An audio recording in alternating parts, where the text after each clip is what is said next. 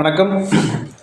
6ஆம் ஸ்தானம் வந்து பார்த்தீங்கன்னா, எதிரி ஸ்தானம்னு சொல்லக்கூடியது. அங்கே எந்த ஒரு கிரகம் இருந்தாலும் வந்து பார்த்தீங்கன்னா, அந்த கிரகத்தினுடைய அந்த காரகமும் பலவீனமாகும். எதிராக தான் வந்து பார்த்தீங்கன்னா வேலை செய்யும். இப்போ ஒரு லக்னத்துக்கு 6ஆம் ஸ்தானத்தில் சூரியன் வந்து பார்த்தீங்கன்னா இருந்துச்சுன்னா, தகப்பனாரோட சண்டை சச்சரவுகளாக இருக்கும், கருத்து வேறுபாடுகள் இருந்துகிட்டே இருக்கும். மாமனாரோட சண்டை சச்சரவுகளும் கருத்து வேறுபாடு இருந்துகிட்டே இருக்கும். ஒரு பிரிவினையும் கூட அது இருக்கும். கிரக சேர்க்கைக்கு தகுந்தாற் போல் இருக்கும். பாபகிரகங்கள் இன்னும் ராகு கேதுவெல்லாம் சேர்ந்துச்சுன்னா இன்னும் பிரச்சனைகள் வந்து பார்த்திங்கன்னா அதிகமாகும். அதே போல் அரசாங்கம் சம்மந்தப்பட்ட அரசாங்க வேலையில் இருக்கிறவங்க, ஒரு உயர் அதிகாரியாக இருக்கக்கூடியவங்க, அரசியல்வாதிகள், ஒரு முக்கியமான பொறுப்பு வகிக்கக்கூடியவங்க, ஒரு தலைமை பதவியில் இருக்கக்கூடியவங்க, இவங்க நாளையில் வந்து பார்த்திங்கன்னா பிரச்சனைகள் வந்து பார்த்திங்கன்னா இருந்துக்கிட்டே தான் இருக்கும். அவங்களோட அந்த கருத்து வேறுபாடுகள் அப்படிங்கிறது வந்துக்கிட்டே தான் இருக்கும்.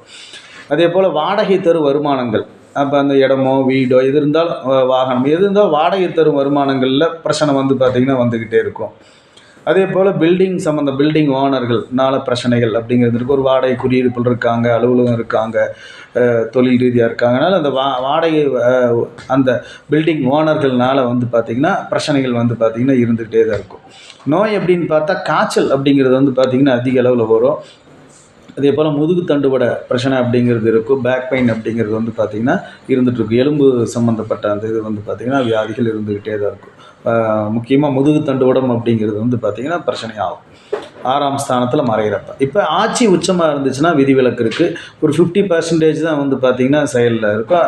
ஆனாலும் வந்து பார்த்திங்கன்னா தன்னுடைய அந்த சுய இது வந்து பார்த்திங்கன்னா அதிக கோபத்தை கொடுக்கறதோ, அந்த குணநலங்களில் வந்து பார்த்திங்கன்னா 6ஆம் வீட்டில் இருக்கிற பாபகிரகத்தினால அந்த சண்டை சச்சரவில் அவங்களே அந்த கோபம் பிடிவாதம் இதெல்லாம் வந்து பார்த்திங்கன்னா ஒரு மூர்க்கத்தனமான எதையுமே வந்து பார்த்திங்கன்னா கொடுக்கும்.